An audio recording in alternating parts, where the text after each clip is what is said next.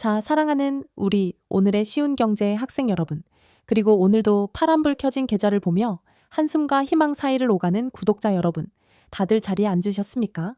오늘은 제가 정말 흥미롭고 어찌 보면 지금 시장의 판도를 완전히 뒤집어 엎을 수도 있는 거대한 게임 체인저에 대한 이야기를 들고 왔는데, 바로 로봇과 2차 전지, 이 두 거대 테마의 운명적인 만남에 대한 이야기입니다. 벌써부터 에이, 교수님 2차 전지 이미 한물간 거 아닙니까? 하고 고개를 절레절레 흔드는 분들이 맨 앞줄에 보이는데, 맞습니다. 솔직히 인정할 건 인정해야죠. 2002 부밤 합년에 에코프로 형제들이 쏘아올린 그 뜨거운 불꽃놀이가 지나가고 지금은 전기차 수요 둔환이 캐즘 차즘 이니 하면서 주가가 반토막, 아니 그 이상 난 종목들이 수두룩해서 투자자들의 마음이 시꺼멓게 타들어갔을 겁니다. 하지만 여러분, 제가 누누이 말씀드리지만 투자는 백미러를 보고 하는 게 아니라 망원경을 들고 앞을 내다봐야 하는 영역이라는 점을 기억해야 하는데, 전기차라는 하나의 엔진이 잠시 숨을 고르고 있을 때 저기 멀리서 그보다 훨씬 더 강력하고 훨씬 더 거대한 배터리 소비 괴물이 다가오고 있는데, 그게 바로 휴머노이드 로봇입니다. 오늘 주제인 로봇 성장으로 급등하는 2차 전지, 지금도 늦지 않았을까에 대한 제 결론부터 아주 단호하고 명확하게 말씀드리자면, 늦기는커녕 이제 막 티켓팅이 시작된 오프닝 무대라고 할 수 있는데, 왜냐하면 지금까지의 배터리 시장이 단순히 바퀴 달린 탈 것을 굴리기 위한 싸움이었다면, 이제부터는 걸어다니는 모든 것에 생명을 불어넣는 심장을 만드는 싸움으로 확장되고 있기 때문입니다. 여러분, 테슬라의 일론 머스크가 왜 그렇게 기를 쓰고 옵티머스라는 휴머노이드 로봇을 개발하고 있는지 곰곰이 생각해 보신 적 있으십니까? 단순히 춤추고 요가하는 로봇을 보여주려고 쇼를 하는 게 아니라, 미래의 노동력을 대체할 로봇이 전 세계에 수십억 대가 깔릴 것을 예상하고 그 판을 짜고 있는 겁니다. 여기서 아주 중요한 TMI 하나 투척하자면, 일론 머스크는 앞으로 로봇의 대수가 인간의 수보다 많아질 것이라고 예언했는데, 그 말인즉슨 로봇에 들어갈 배터리 수요가 전기차 수요를 가볍게 뛰어넘을 수도 있다는 무시무시한 뜻이 내포되어 있습니다. 자, 그렇다면 로봇에는 어떤 배터리가 들어갈까요? 그냥 우리가 쓰는 건전지 몇 개 넣으면 될까요? 천만에요. 로봇은 걸어야 하고, 물건을 들어야 하고, 센서로 주변을 감지하고, AI로 연상까지 해야 하기 때문에 엄청난 고출력과 고용량의 에너지를 필요로 합니다. 쉽게 말해 걸어다니는 고성능 컴퓨터이자 전기차나 다름없는데, 이게 전기차보다 더 까다로운 기술을 요구한다는 사실을 아셔야 합니다. 전기차는 바닥에 넓게 배터리를 깔면 되지만, 로봇은 사람처럼 날씬해야 하고 균형을 잡아야 하니까 배터리를 넣을 공간이 극도로 제한적입니다. 그래서 로봇용 배터리는 크기는 작으면서 힘은 센, 즉 에너지 밀도가 극강으로 높은 배터리가 필수적인데, 여기서 바로 한국 K배터리 기업들의 기술 격차가 빛을 발하게 되는 겁니다. 구체적으로 파고들어 볼까요? 로봇에 가장 적합한 배터리 폼팩터 형태가 무엇인지 아십니까? 바로 원통형 배터리입니다. 각형이나 파우치형은 공간 활용도가 떨어지거나 충격에 약할 수 있는데, 원통형은 관절 사이사이나 몸통의 좁은 공간에 배치하기 좋고, 무엇보다 순간적인 힘을 내는 출력이 좋아서 로봇이 무거운 짐을 번쩍 들 때 아주 유리합니다. 테슬라가 주구장창 외치는 4668랭 배터리가 바로 이 지점에서 로봇 산업과 교집합을 형성하는데, 이 4668갱 배터리는 지름 4보염 및 높이 80mm의 뚱뚱한 캔처럼 생긴 배터리입니다. 기존의 2000L7식 배터리보다 용량은 5배, 출력은 6배나 높은데, 이게 전기차에도 들어가지만 사실상 휴머노이드 로봇의 심장으로 쓰기에 이보다 더 완벽한 대안은 현재로서는 없습니다. 자, 여기서 우리 K배터리 대장주들의 이름이 거론되지 않을 수가 없겠죠. LG에너지솔루션이 오창 공장에서 이 46680의 배터리 양산을 준비하고 있다는 뉴스는 다들 보셨을 텐데, 이게 단순히 테슬라 전기차 납품용이라고만 생각하면 하수입니다. 미래의 테슬라봇 옵티머스 수백만 대에 들어갈 배터리를 누가 공급할 것이냐. 이 거대한 파이 싸움에서 LG엔솔이 가장 앞서 있다는 시그널로 해석해야 합니다. 삼성 SDI는 또 어떻습니까? 삼성 SDI는 원래부터 소형전지, 전동 공구용 배터리 시장에서 세계 최강자였습니다. 전동 공구라는 게 뭡니까? 순간적으로 모터를 윙하고 돌려야 하는 강력한 힘이 필요한 기계인데, 로봇의 관절 모터를 돌리는 원리와 아주 흡사합니다. 그래서 이미 레인보우 로보틱스 같은 국내 로봇 기업들은 삼성 SDI의 배터리를 염두에 두고 설계를 하고 있고, 삼성전자와의 시너지까지 고려하면 로봇 생태계에서 삼성 SDI의 위치는 아주 공고합니다. 금양 같은 기업들이 프로5 배터리를 개발했다고 홍보하는 것도 다 이런 맥락인데 로봇 시장이 열리면 기술력 있는 중소형 배터리 사들에게도 낙수 효과가 떨어질 거라는 기대감이 있는 거죠. 교수님, 근데 로봇 시장이 진짜 그렇게 빨리 올까요? 라고 의심하는 학생, 아주 좋은 질문입니다. 과거 스마트폰이 보급될 때를 생각해 보세요. 2007년 아이폰이 처음 나왔을 때 사람들은 누가 저 비싼 걸 쓰냐고 했지만 불과 3, 4년 만에 세상이 바뀌었습니다. 로봇 기술의 발전 속도는 AI와 결합되면서 기하급수적으로 빨라지고 있어요. 보스턴 다이내믹스의 로봇 아틀라스가 공중제비를 돌던 게 엊그제 같은데 이제는 테슬라 옵티머스가 계란을 깨지 않고 집어서 옮기고 빨래를 개는 수준까지 왔습니다. 이게 의미하는 바는 로봇이 실험실을 벗어나 실제 공장이나 물류창고, 심지어 가정으로 들어올 날이 머지않았다는 겁니다. 골드만삭스 같은 글로벌 투자은행들도 휴머노이드 로봇 시장 규모 전망치를 매년 상향 조정하고 있는데 2035년에는 우리 돈으로 약 200조 원 시장이 될 거라고 보고 있습니다. 이 거대한 시장에서 배터리가 차지하는 원가 비중이 얼마나 될까요? 전기차와 비슷하게 로봇 가격의 20%에서 30%를 배터리가 차지한다고 보면 배터리 시장에 40조 원에서 60조 원짜리 새로운 먹거리가 생기는 셈입니다. 전기차 시장 하나만 보고 달려왔던 2차 전지 기업들에게는 멀티플을 다시 상향시킬 수 있는 강력한 명분이 생기는 거죠. 전기차는 사람이 탄 공간 바닥에 배터리가 있지만 로봇은 사람 바로 옆에서 어쩌면 사람과 부딪히면서 움직여야 합니다. 만약 가정용 로봇이 거실에서 충전을 하다가 불이라도 나면 이건 전기차 화재와는 비교도 안 될 만큼 심각한 브랜드의 존폐가 걸린 문제가 됩니다. 그래서 로봇용 배터리는 화재 위험이 없는 전고체 배터리 기술이 적용될 최우선 순위 후보군입니다. 전고체 배터리, 꿈의 배터리라고 불리죠?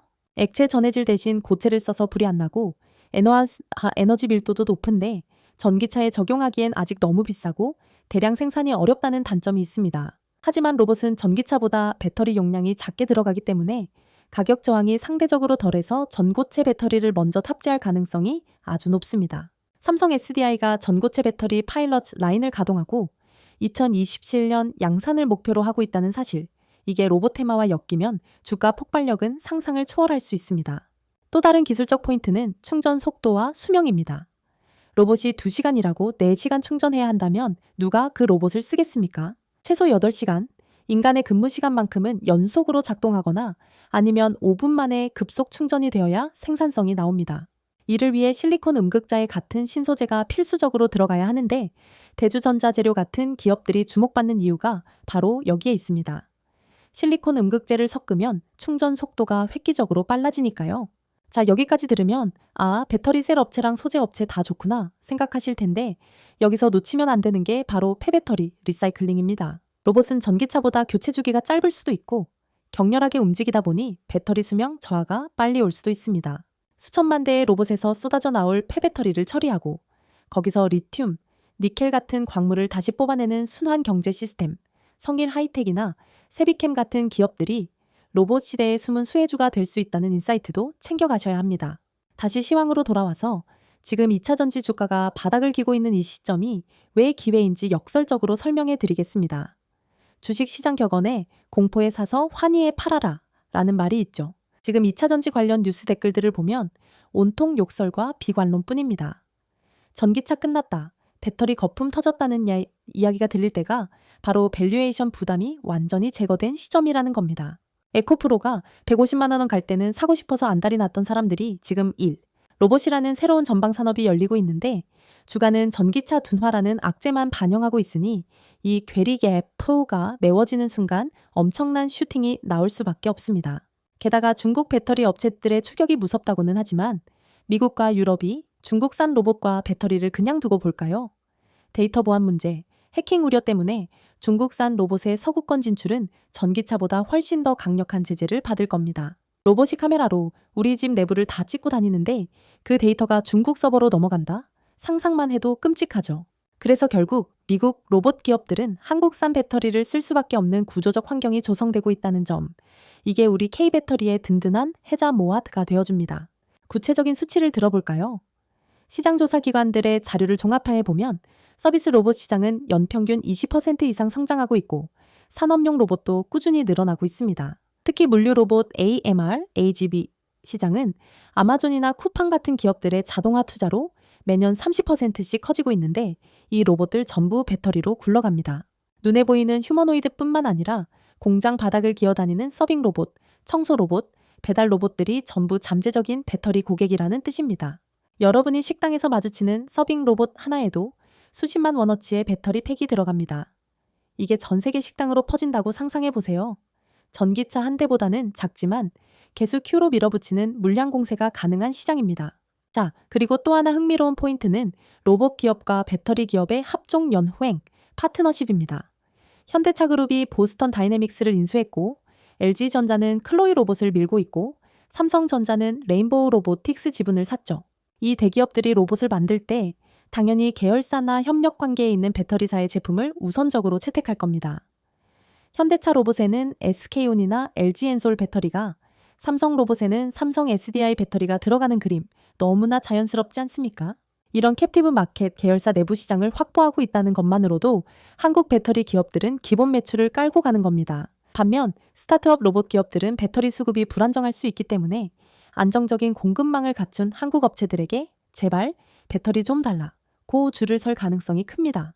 과거 반도체 쇼티지, 공급 부족 때 자동차 공장이 멈췄던 것처럼 배터리 쇼티지 때문에 로봇을 못 만드는 날이 올 수도 있다는 시나리오, 전혀 허황된 이야기가 아닙니다. 잠시 숨 좀 돌리면서 중간 점검을 해보자면 우리가 지금 집중해야 할 키워드는 결국 확장성인데 2차 전지가 전기차 EV에만 갇혀 있으면 PER, 주가 수익 비율, 순배, 30배 받는 것도 부담스럽지만 이게 로봇, 도시망공 모빌리티, UAM, 에너지 저장 장치 ESS로 확장된다면 PER 50배, 60배를 줘도 비싸지 않다는 논리가 성립합니다. 특히 로봇은 UAM과 함께 배터리의 성능을 극한으로 시험하는 무대이기 때문에 여기서 기술력을 인정받는 기업이 진정한 황제주로 등극할 겁니다. 단순히 양극재 몇 톤 팔았다. 이런 뉴스에 일희일비하지 마시고 어떤 기업이 로봇 전용 배터리 팩을 개발했는지, 어떤 기업이 차세대 원통형 폼팩터 기술을 선점했는지를 현미경처럼 들여다봐야 합니다. 예를 들어 TCC 스틸 같은 회사를 볼까요? 원통형 배터리 케이스를 만드는 회사인데 원통형 배터리 수요가 늘어나면 당연히 케이스 수요도 늘어나겠죠? 로봇 시장이 원통형을 선호한다고 했으니 이런 부품주들까지 온기가 퍼지는 낙수 효과를 기대할 수 있습니다. 사장님, 꼼꼼하게 지적해 주셔서 감사합니다. 제가 임의로 문장을 합치는 과정에서 혹시라도 내용이 뭉뚱그려졌다고 느끼셨다면 바로잡아야죠. 내용 누락 없는 100% 무손실 원칙을 다시 한번 되새기겠습니다. 보내주신 후반부 대본 소재. 먼저 파서운입니다. 텍스트를 한 글자도 빠뜨리지 않고 꽉 채웠습니다. 팔3 소재, 장비, 그리고 중국 리스크 정밀 분석편. 검증 완료. 원본 대본 상단 27문장, 프롬프트 10개 구성, 정보 밀도 최상, 그리고 나노신소재 같은 CNT 도전제 기업들도 중요하게 봐야 하는데 배터리 내부에서 전자의 흐름을 돕는 이 탄소 나노 튜브 CNT를 쓰면 배터리 부피는 줄이면서도 출력은 획기적으로 높일 수 있기 때문에 공간이 협소한 로봇의 몸체 안에 들어갈 배터리에는 이 기술이 사실상 표준으로 자리 잡을 가능성이 농후합니다. 즉, 2차 전지 소재단에서도 옥석 가리기가 잔인하게 진행될 텐데 누구나 만들 수 있는 범용 소재보다는 하이엔드, 고성능 소재를 만드는 기업들이 로봇 테마의 수혜를 입을 것이며 이는 곧 주가 차별화로 이어질 겁니다. 자, 이제 시선을 조금 돌려 장비주 쪽을 한번 뜯어볼까요? 배터리 공장 자체가 이제는 사람이 아니라 로봇이 짓고 로봇이 운영하는 거대한 스마트 팩토리로 진화하고 있다는 사실 알고 계십니까? 여기에 들어가는 물류 로봇 AGV, AMR1E나 자동화 장비를 납품하는 회사들도 2차 전지와 로봇의 교집합에 있는 알짜배기 수혜주가 될 수 있는데 예를 들어 T로보틱스 같은 회사가 SK온 공장에 물류 로봇을 공급한다는 뉴스가 떴을 때 주가가 반응했던 걸 기억해야 합니다. 단순히 2차 전지 장비만 만드는 게 아니라 그 장비를 움직이는 자동화 시스템까지 아우르는 기업들이 밸류에이션 리레이팅, 즉 주가 재평가를 받게 될 텐데 코스닥에 상장된 중소형 장비주들 사업 보고서를 뜯어보면서 스마트 팩토리나 자동화 솔루션 키워드가 있는지 현미경으로 찾아보는 수고를 아끼지 말아야 합니다. 자, 이쯤에서 여러분이 가장 궁금해하실 리스크 요인도 짚고 넘어가야 공정한 골디 교수겠죠? 교수님, 중국 LFP 리튬 인산철 배터리가 너무 싸서 로봇 시장도 다 먹는 거 아닙니까? 라는 질문, 아주 날카롭고 뼈아픈 지적입니다. 실제로 중국 기업들은 저가형 로봇 청소기나 식당 서빙 로봇 시장을 저렴한 LFP 배터리로 장악하고 있는데, LFP는 싸고 수명이 길다는 장점이 있지만 결정적으로 무겁고 에너지 밀도가 낮다는 치명적인 단점이 있습니다. 바퀴 달린 서빙 로봇은 바닥을 굴러가니 좀 무거워도 상관없어서 LFP를 쓸 수 있지만, 이족 보행 휴머노이드 로봇은 무게가 곧 적 에네미입니다. 몸이 무거우면 관절 모터에 걸리는 부하가 심해지고, 그 부하를 견디려고 더 많은 전기를 쓰다 보면 배터리 소모가 빨라져서 작동 시간이 줄어드는 악순환에 빠지게 됩니다. 그래서 고성능 휴머노이드 로봇만큼은 가볍고 힘 좋은 한국의 NCM-3원계 배터리가 선택받을 확률이 훨씬 높고, 프리미엄 로봇 시장은 한국이, 저가형 로봇 시장은 중국이 가져가는 양분화 구도가 예상되는데, 주식 시장에서 높은 PER, 주가 수익 비율을 주는 건 당연히 고부가 가치인 프리미엄 시장이죠. 그리고 또 하나의 리스크는 바로 가격 저항인데, 로봇 가격이 너무 비싸면 대중화가 늦어질 수 있고, 그러면 배터리 수요 폭발 시점도 뒤로 밀리게 됩니다. 일론 머스크는 옵티머스 로봇 가격을 $20,000, 우리 돈 약 5,000지원 예약 600만 원 수준으로 낮추겠다고 공언했는데, 자동차 한 대 값보다 싼 이 가격이 실현되려면 배터리 가격 하락이 필수적입니다. 이는 배터리 업체들에게 단가이나 압박 CR으로 작용할 수 있는 양날의 검이지만, 물량이 폭발적으로 터지면 GQE 증가, 가격 하락 피해 하락을 상쇄하고도 남는 이익 성장이 가능하니 너무 걱정할 필요는 없습니다. 반도체 메모리 가격이 떨어진다고 삼성전자가 망하지 않는 것과 같은 이치로, 오히려 가격이 싸져서 로봇이 집집마다 한 대씩 놓이는 1가구 1로봇 세상이 오면 배터리 기업들은 콧노래를 부르게 될 겁니다. 자, 이제 결론을 향해 달려가면서 실전 투자 전략에 대한 힌트를 드리겠습니다. 지금 여러분의 포트폴리오에 2차 전지가 있다면, 그리고 그 종목이 단순히 테마주가 아니라 실체가 있는 기술력을 가진 기업이라면, 지금은 손절을 고민할 때가 아니라 존버를 넘어서 추가 매수를 고민해 볼 시점입니다. 단, 절대로 한 번에 몰빵하지 마십시오. 로봇 산업이 개화하는 속도를 확인하면서, 예를 들어 테슬라 AI데이 같은 이벤트 일정을 체크하고 삼성전자의 로봇 출시 뉴스를 모니터링하면서 그때그때 비중을 조절하는 스마트함이 필요합니다. 2024년과 2025년은 로봇 산업의 태동기이고, 본격적인 개화와 성장은 2026년 이후로 예상되는데, 주식은 꿈을 먹고 자란다는 격언을 잊지 마십시오. 로봇이라는 거대한 꿈이 2차 전지라는 날개를 달고 다시 한번 비상할 준비를 하고 있는데, 지금 당장 주가창에 파란불만 보고 쫄아서 도망간다면 나중에 땅을 치고 후회할지도 모릅니다. 역사적으로 모든 대시세는 남들이 거들떠보지 않는 소외된 섹터, 비관론이 팽배한 바닥에서 시작되었습니다.